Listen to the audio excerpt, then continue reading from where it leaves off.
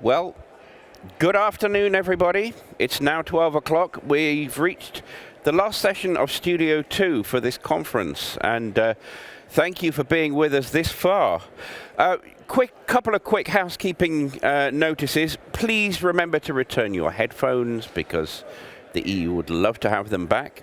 And secondly, just a plea from me, do some social media, hashtag EDD22, and also stay in touch with each other.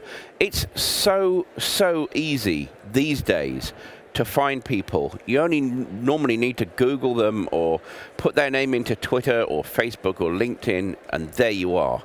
So please, make contacts and stay in touch, because that's how we move things forward. Okay, so we're up to the last session, and textiles and transparency and traceability. It's a huge issue, and it's great to see that people are working on this. I'm interested to know how the industry is going to be weaned off its kind of traditionally wasteful and environmentally disastrous practices of sort of take, make, and waste, and into something that is much more consistent with the circular economy. How is blockchain helping with this?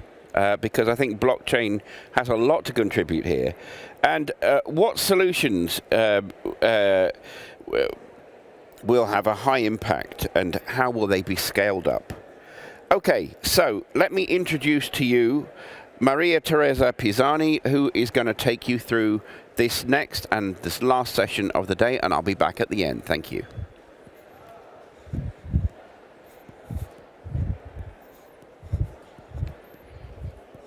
Very much. And good afternoon, everyone. I think before we kick off with the panel discussion, let me remind some key housekeeping rules. So we invite, first of all, the virtual audience to participate in the discussion by putting questions and comments in Slido. On the slide up on screen, you can see the room name and the code that you need to choose for your engagement. We will address later comments and questions during the Q&A towards the end of the session. And for the physical audience here in the room, you are also invited to participate and contribute. You can raise your hand, and questions through the microphone that will pass around. So let's start. Distinguished experts, ladies and gentlemen, good afternoon.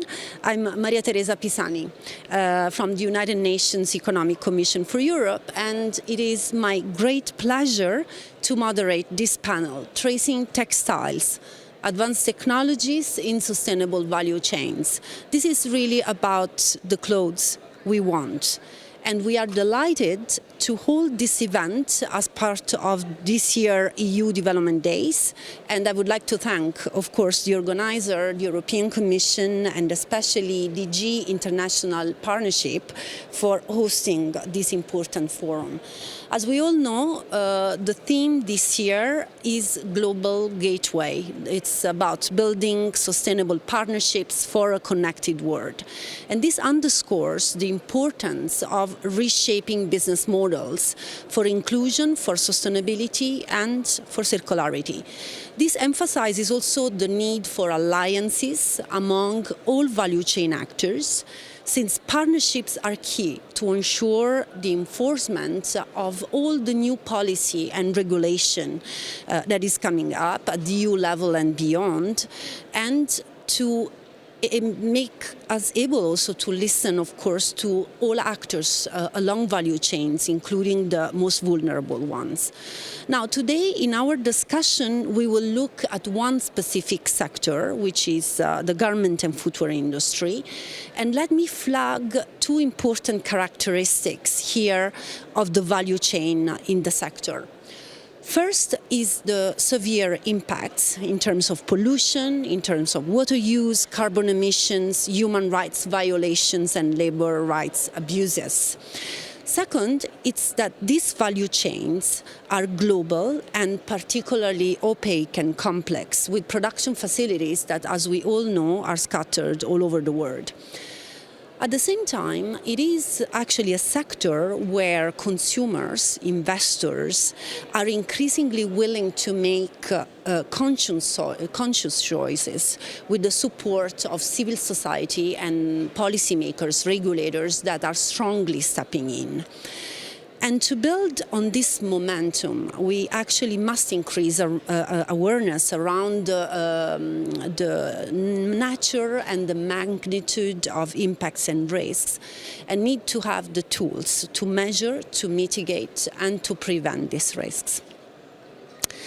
That is why today we are going to look at how transparency and traceability of value chains through the use of advanced technologies like blockchain or solutions like DNA markers can actually help reshape business models for more responsible choices. And now I would like, first of all, to invite on stage our panelists, and meanwhile to launch a video from Lily Cole. Lily Cole is an activist that has been engaging with UNEC in shared ambition to combat adverse effects of the industry on people and the planet. I think we can launch the video from Lily. Hello everyone, it's a pleasure to join you today. I'm really encouraged and inspired to see the attention that's being given to transparency in supply chains in the garment and footwear industry. This has been an area of kind of concern and passion for me ever since I started modelling as a teenager nearly 20 years ago. And I started to look into the supply chains of different brands I was working with and discovered a lot of really horrifying stories, from farming practices to social kind of labour rights issues, to the plastics industry, to leather, etc. And I've long believed that without transparency, we can't solve any of these issues. And it's been really encouraging to see in recent years the attention that transparency is gaining, the number of startups that are looking at tools for transparency in supply chains, and also that policymakers are exploring this. Because of course transparency is needed for customers too, so that customers can make informed purchasing decisions, and we can kind of combat the rising tide of greenwashing that is happening when there's a very kind of opaque landscape around how things are produced. I think you're all probably aware of the huge impact that fashion already has, with a footprint estimated around 10% of the global carbon footprint and around 20% of wastewater. There is around 100 billion pieces of clothing made every single year, 3/4 of which ends up in landfill. And now the majority of the fibers being produced are made from petroleum or plastic based, which is of course continuing the demand for petroleum and also is a cause of microplastic pollution in the oceans. I was shocked to learn recently that if the fashion industry doesn't change trajectory, it's estimated that by 2050, fashion will be using over 1/4 of the global carbon budget to stay within 2 degrees of warming, let alone the 1.5 degrees of warming that we know we need to strive for. So I think fashion has, a really big role to play. And I also think that fashion is an interesting sector to look at because it's more complicated than food in terms of supply chains, but less complicated than, say, electronics. So I think there's a level of complexity that could actually provide a framework for other industries to learn from. And also because fashion has ripple effects on other sectors, because fashion isn't just a noun, it's also a verb. It's a metaphor for how we kind of prioritize our values in society. And so if the fashion industry shows that caring is important, shows that transparency is important, shows that businesses need to take responsibility for solving social and environmental problems rather than causing them, shows that citizens can make informed choices and that can be fashionable and cool, then I think the ripple effects of that transition will affect other industries too.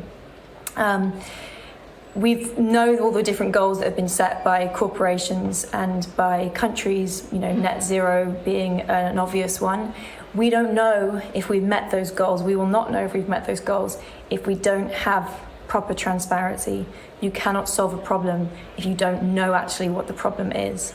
And this is not a technical issue. The technology exists for us to know how things are made. I mean, if we have the technology to fly to the moon, for Google to know more about their customers than sometimes their customers know about themselves, then we could actually have the intelligence and the data and the technology to understand supply chains. Arguably, the reason we don't is because of prioritization, lack of political will, lack of corporate will. And I'm really hopeful that the tide is turning on this, and I encourage all of you to be part of that transition. Thank you. So thank you very much to Lily, actually, for this video and these inspirational words, actually, to set the scene on the current situation in global value chains in the fashion industry. So to continue the debate, I'm delighted to welcome our panelists, great speakers who are also partners to UNEC in our initiative, to share their stories and to tell us more and bring in the perspective of brands, retailers, manufacturers, and solution providers on the topic. Please welcome on stage.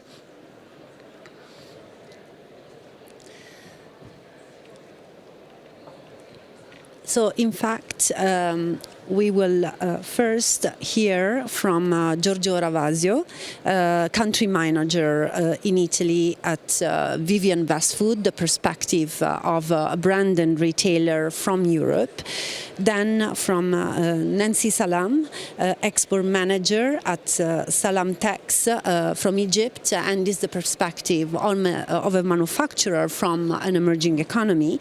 And then from Gediminas Mikotis, Chief Technology Officer and founder of Elixa from Switzerland. Now, before we go to the panel discussion, let me perhaps share a few words about this initiative we are implementing at the United Nations Economic Commission for Europe, jointly with International Trade Center, our partner, and with support of the European Commission DG INTPA. And here, actually, as Lily said it, unless necessary action is taken, the fashion industry is really on a dangerous path. And there are several drivers, though, that are actually pushing towards sustainability, traceability, and transparency. First is consumers. The European Commission reports that it's about 54% of consumers that are willing to go for more responsible choices, with 40 to 60% of them that are actually even ready to pay more. And on the investment side, investors are also increasingly looking at ESG performance of companies and actors that they fund, with impact investment that is projected to go up to 37% in 2025. And now, together with consumers and investors, of course, civil society and regulators are playing a very important role, because they are raising their attention to the credibility of sustainability claims. And an increasing body of policy and regulation is coming up out there at the EU level, with the EU proposal of a directive for due diligence, or the new EU textile strategy, and at the global level. And this is because voluntary initiatives have proved to be actually insufficient to move the process forward. Now, you can improve what you know and you can measure. That's why gaining visibility of what's happening along the value chain, where the risks and impacts are happening, is so important, and that is why traceability and transparency are such key enablers. So, starting in 2019, UNEC has been looking into this, has been setting up a multi-stakeholder policy dialogue platform, and has been engaging, as you can see from numbers, with a wide range of industry actors to come up with the smart, let's say, toolbox of measures to advance traceability and transparency of value chains in the industry. And we have been really looking and tackling multiple layers. At the policy level, we have issued a policy recommendation on traceability and transparency of value chains that provide policymakers with a set of measures and clear guidance on how to advance fast on this. Then for decision makers and for companies, we have produced a UN standard for traceability and transparency that actually provides the business and the data model for doing this and to enable actors along the value chain to speak a common language and to have clear what are the key nodes and data points where information, evidence, documentation needs to be collected and exchanged in order to support traceability and transparency. And we have been exploring the technology layer. We have developed a blockchain system, it's a UNEC blockchain system, and we are engaging, as we will see, all the industry actors to test the approach and the standard developed under the project in a blockchain environment, as advanced technologies are quite promising when it comes at substantiating and verifying information and data that are shared along the value chain to address the issue of greenwashing. Here we also launched a call to action, actually to call on the industry to commit to specific actions and to commit to the implementation of the toolbox we have developed as part of the initiative. We have launched it in 2021 and we already have something like 73 pledges involving 259 industry partners covering something like 22 countries from all regions of the world.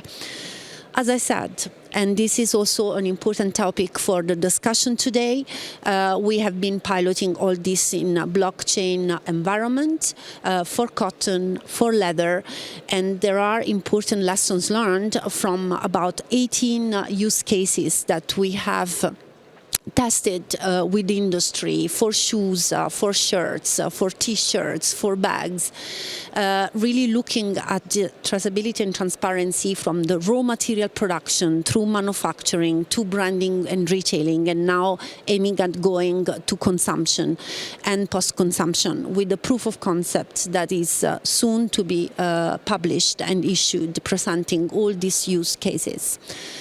Now, here very briefly some info about our initiative, the Sustainability Pledge. On the project and initiative website, you will be able to download the policy recommendation, guidelines, standards, join the change by submitting your pledge and learn about the good practices and the commitments on this from the industry and from a wide range of industry actors. So that's in a nutshell about the initiative, and now moving actually to the discussion, I would really like to start with our first panelist.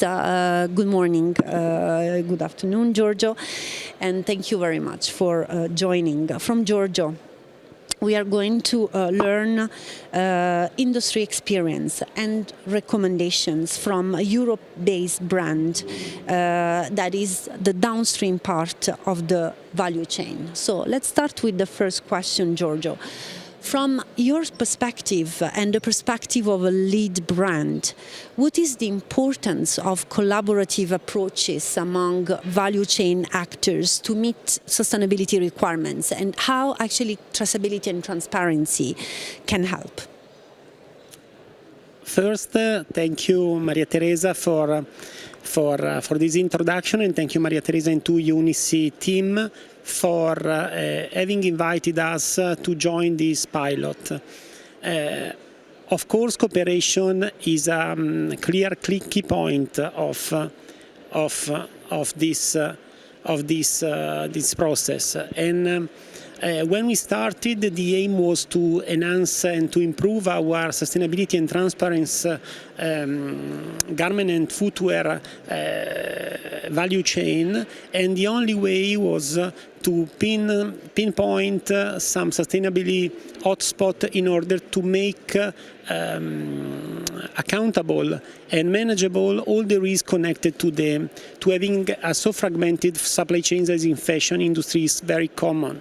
And what we have seen is that we have experienced this kind of process as a new brand, as a brand new industry, because we was born as a fashion designer and we approached production just a couple of years ago, and we decided to use this kind of pilot also for being able to spread our core values to all our suppliers. And what we have met is that we have created a multi-stakeholder table of working table. And the first thing we have learned is that we have to create a common trust ground, and because the common consumer is not aware that our industry is really fragmented and is really something that involves so many people and so many factories. And what we have done is that we have to share with different partners that come from the spinner to the weaver to the dyers to the manufacturer, different approach, and we have to cooperate and work on a ground of trust in order to be able everyone to tell the truth and to be very open to be part of this. And this is not easy, because at the end, this kind of project has made for us a big effort, because our team has worked so much for doing something like this, and for the smaller company it was even harder. So to have a trustful ground and to have UniC that have supported so much in having this kind of open mind has helped really a lot in doing this. Thank you very much, Giorgio. Actually, very interesting what you mentioned about spreading core values to suppliers. I mean, something that Vivienne Westwood has been engaging in strongly, committing to strongly, and also thank you for underlining that this is a challenge. This is something that it takes a lot of effort, and is a journey that requires a sort of roadmap and a step-by-step approach. Now, as a follow-up question, I would be interested to learn more from you about the role that innovation and advanced technologies like blockchain can help to build that collaborative model and engagement with value chain actors, and also your experience with your UNEC blockchain pilots, because Vivienne Westwood has really been the first brand with its supply chain that has joined the UNEC initiative and this pilot with the blockchain system. Yes, true. It was a journey, and we were the guinea pig of this kind of pilot. And for us, it was an amazing experience, because we have faced a lot of problems and complexity, but we have tried to solve it all. And I think that this kind of technology that is applied to a so historical activity, because textile is not something new in comparison to technology, and is enable us to be part of a process of in which we have to have a dialogue with our suppliers, trying to create not more a ground of suppliers, but work creating partnership with all the people involved in our supply chain.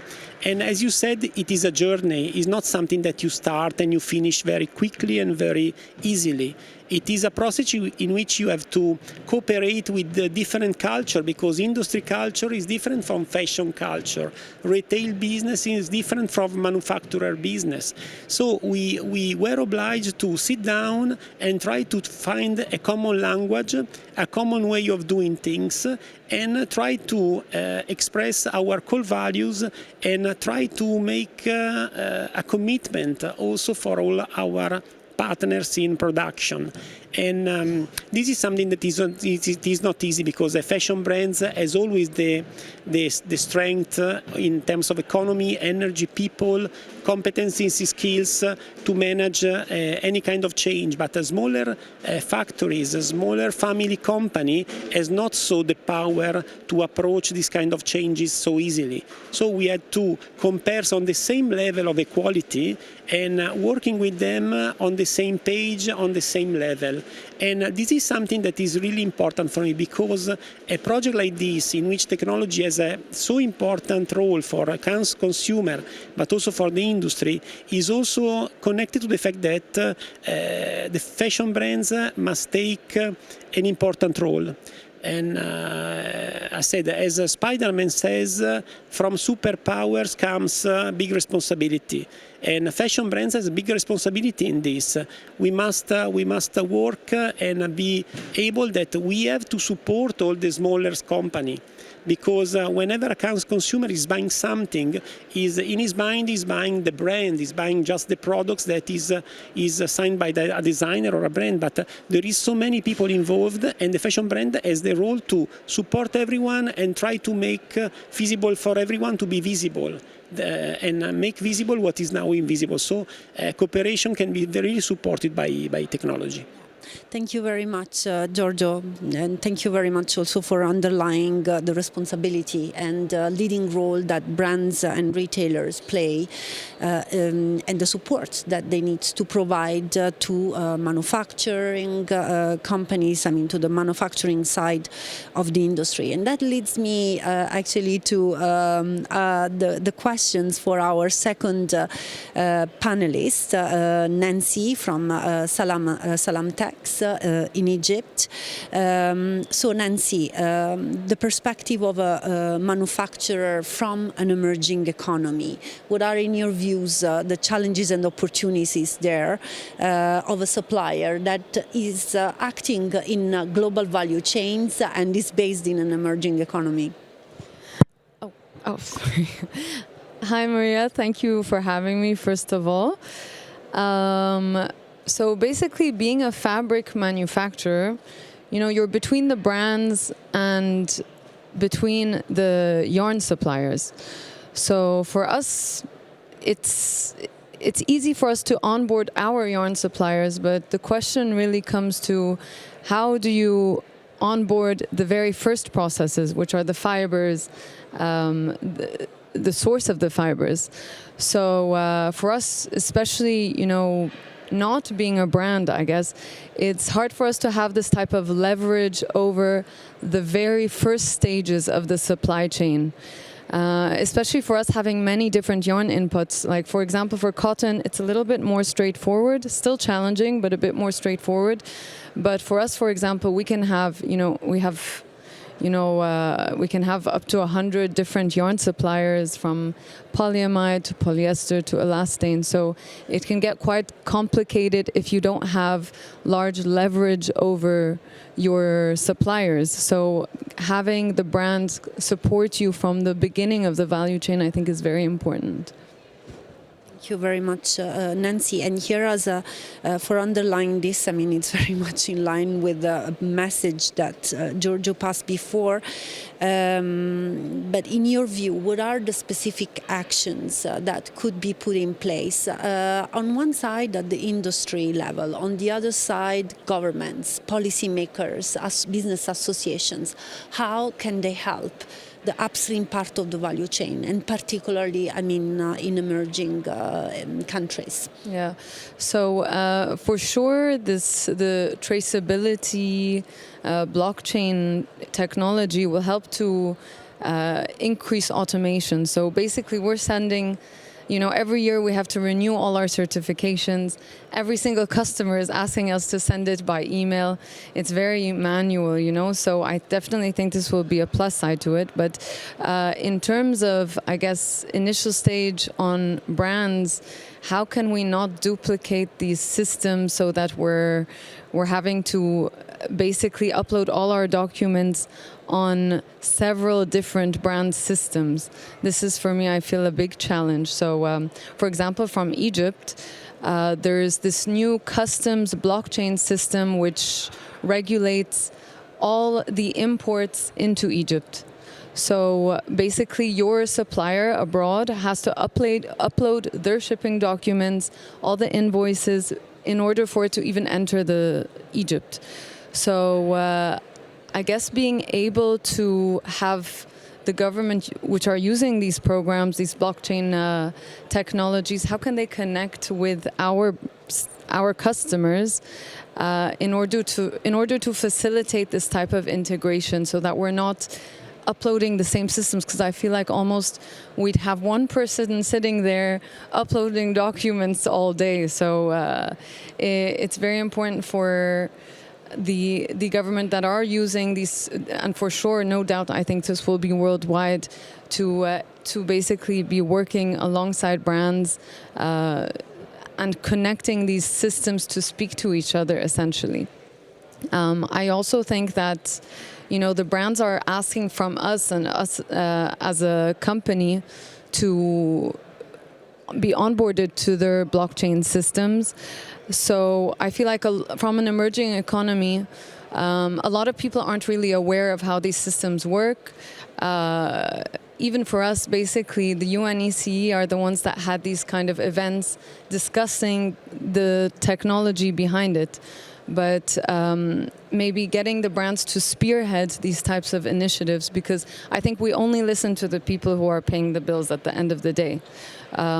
So if they're spearheading it, but maybe working alongside these types of organizations that are more localized, to be able to implement and train and to bring in awareness and all of this. Thank you very much, Nancy. So I hear about the need to build capacity, to fill the skills, the technology gap that is very much there, especially in the upstream part of the value chain. And I hear about the need to support alignment, standardization, and building the interoperability between the different solutions and systems that will be there. And it will be very important they talk to each other in order to cut on compliance costs and make it easier, especially for the small actors in the industry. And that leads me, actually, thank you very much, Nancy, leads me to the third panelist and the third set of questions I wanted to bring to the table around the role of certification and innovative tools to support the verification of reliable claims in a blockchain environment. Trusted information exchange, reliability of claims, addressing the greenwashing, it's something very, very important. So what are the solutions out there? And here we are going to hear from Gediminas, from Elixa. And the question for you, Gediminas, would be how these new and emerging technologies like DNA markers patented by Elixa can help build that trust between value chain partners through the additional verification layers that we have there in place. Thank you, Maria Teresa. So before I jump into describing the different tools, I would like to check with the audience about your knowledge with the tools available at the moment on the market. And for that, I would invite you to go on the Slido platform again, and we will do a quick poll. And on the platform, you should be able to see now the poll question, which sounds like, how familiar are you with the supply chain transparency tools? And those tools could be blockchain, RFIDs, DNA markers, whatever you are familiar with. Have you ever used them before? Have you heard of them? Or is that something completely new to you? And I will give a minute or so for the audience to cast your votes.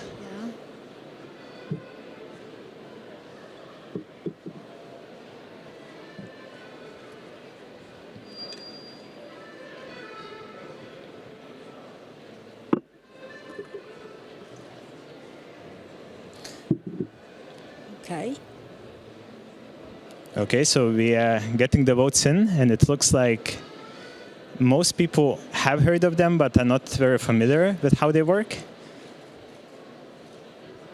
And I think this leads me to my next point. So what probably would make sense is if I give a quick introduction of how these tools work.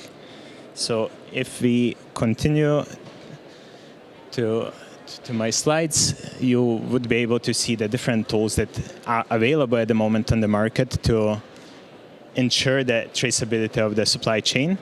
And usually what you want to achieve by traceability, as already Nancy and Georgia mentioned, is that every part in the supply chain provides the documents to one system and you don't have to do it over and over again.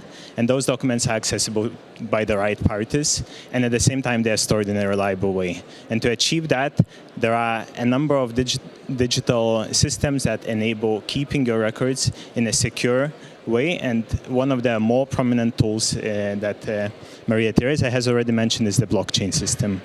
The blockchain system enables you to store the data in a distributed way, which means that the data is immutable, so you cannot change it after you uploaded it. And it makes sure that the responsibility for collecting all this data is not staying in one owner's hands. It's the responsibility of all the supply chain, so in a way democratizing the supply chain. However, the blockchain system is only as good as the data that you put into it. So if the data, let's say, doesn't correspond to an item that your supplier is providing you, they might have uploaded a certificate for organic cotton, but in reality what you are getting is conventional cotton fabric that you are going to process. Such systems fail. So in the ideal world, you would like to connect this digital data to the physical item itself, and to achieve that, you have to add a second layer of complexity. So if I manage to go to the next slide, so that is the physical traceability there. And the physical traceability makes sure that you connect the digital data that you have on the blockchain or any other digital system to the physical item itself. How this works is you can generate an RFID code, you can generate an NFC chip that you implement into a finished garment, or if you want to trace it across the whole supply chain, you design a unique DNA code that corresponds to a blockchain entry, and then this DNA code goes into the raw material in the beginning of the supply chain. So when you trace it throughout all the steps of the supply chain, you can just read out the DNA code and verify whether the product is really what it is claimed to be in the digital system. And to see how these two layers, so the physical traceability and the digital traceability, work together, I'm going to walk you through a quick example. So the journey of this T-shirt that you can see on the screen, and the journey started last September 2021 at Indorama farm somewhere in the east of Uzbekistan, and that has been a project concluded together with the UNICE and Indorama as key partners, as well as IFC.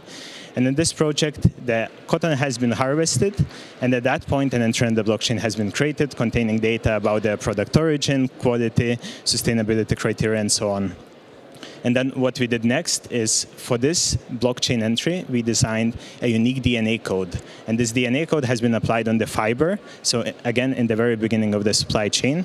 And from that point on, the fiber can be authenticated. So the fiber was spun into yarn, the yarn was woven into fabrics, fabrics were dyed, made into finished T-shirts, and at every step throughout the supply chain, the material has been changing hands, but at every step we could authenticate, based on the DNA testing, whether the product is really what it is claimed to be. So whether the physical product corresponds to the data that you see on the screen.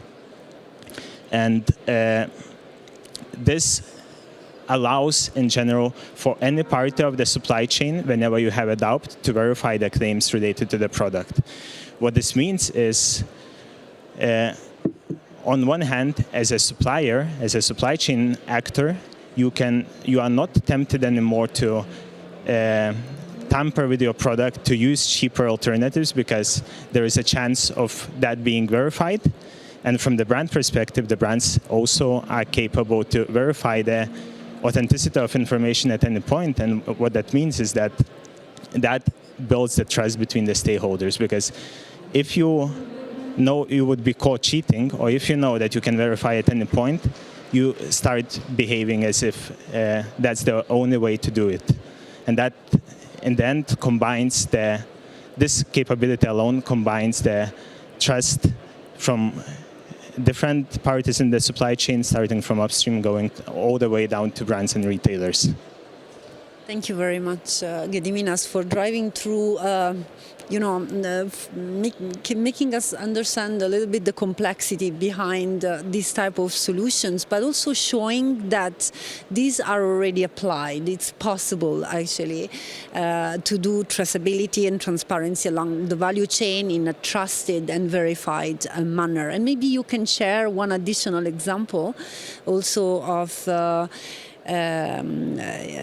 use case we have been developing as part of the initiative that has been really covering, again, like in the case of Uzbekistan, the whole value chain from the raw material to the final product. And this is very interesting because it's a challenge, actually, to cover the full scope, but it's possible. So over to you.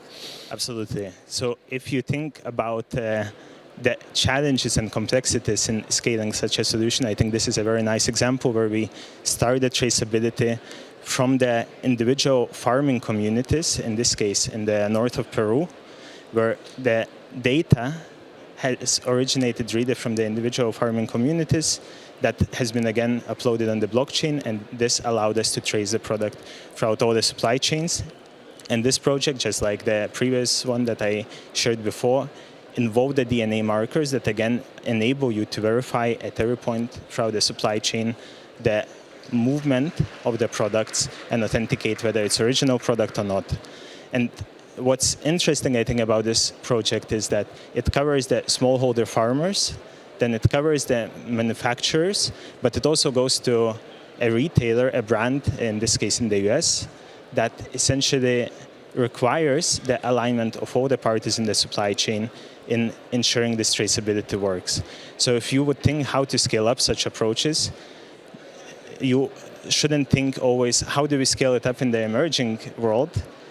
Should we not focus on the parties down the supply chain? So if there is a demand from the brands, from the retailers, as well as if there is a support from the brands and retailers for such a solution, only then can traceability systems work. Because if you start implementing it on the fiber level, on the fabric level, but there is no demand for such a solution from the brand perspective, there is no standardization from the brands or retailers' perspective, such a solution will not be useful, because the major value is manifested when you have the whole supply chain covered.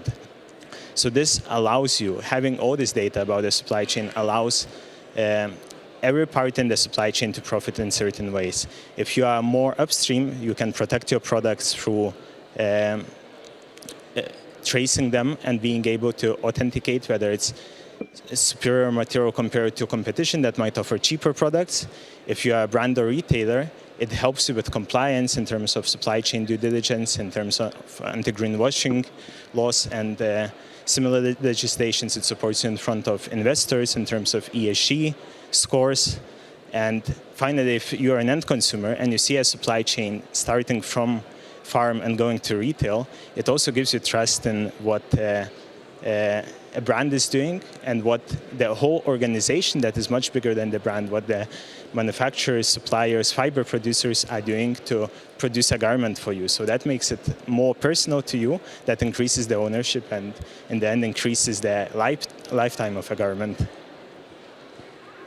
Thank you very much, Gediminas. I think that was very interesting. Of course, the question comes when we talk about the cost, right? And who's going to bear the cost? How the cost of implementing such solutions is going to be distributed along the value chain. And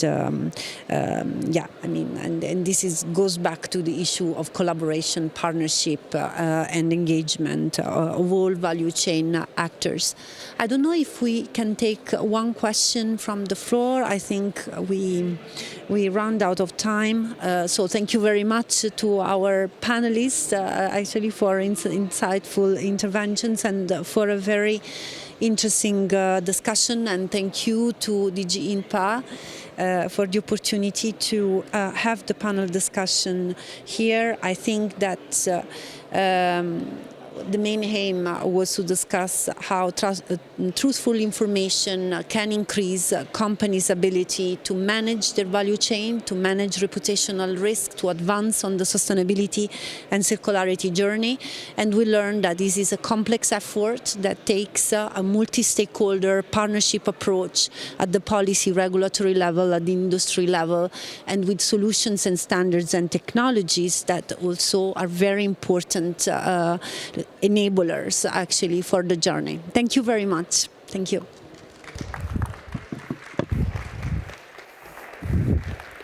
Well, thank you, and thank you for an amazing session that shed light on something that I think concerns so many of us. Sorry to rush you. There is a concert about to happen in the next door studio, so whatever happens, we're going to be drowned out by some Ukrainian rock music, I think. I've been asked just to wrap up very quickly, so I'm going to do that. I'm going to say that I think in the last day and a half or so in this studio, we have learned so much. We've learned about how entrepreneurs are encouraged and nurtured, and how hubs are vital, and how internet privacy and security is being fostered by the global gateway, how domestic violence in Latin America is a huge, huge problem, but there are things going on to help women to come together to combat that, about how agriculture is being monitored even by the European Space Agency to help with greener practices, and with farming to encourage better consumption and better farming practices, repurposing waste, and even pioneering door-to-door deliveries in Trinidad and Tobago. So that plus this session pretty much sums up Studio 2, and I would like just to thank the whole technical team, the translators, all of you for participating, whether you're here or whether you're online, the amazing panelists and moderators who've been here with us in the studio in the last couple of days. It's been amazing. Thank you very much. You've been a brilliant audience, and I wish you a good rest of the conference and a safe journey home. Thank you.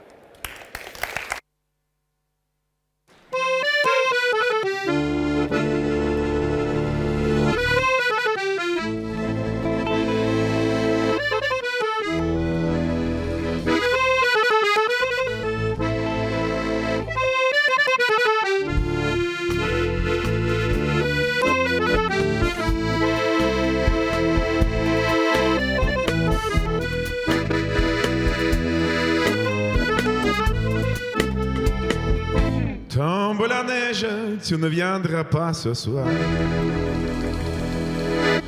Tombe la neige, mon cœur s'habille de noir. Ce soir cortège, tout en l'âme blanche, l'oiseau sur la branche, pleure le sortilège. Tu n'en viendras pas ce soir. Mon cri, mon désespoir. Mais tombe la neige, impassible manège. Là et là.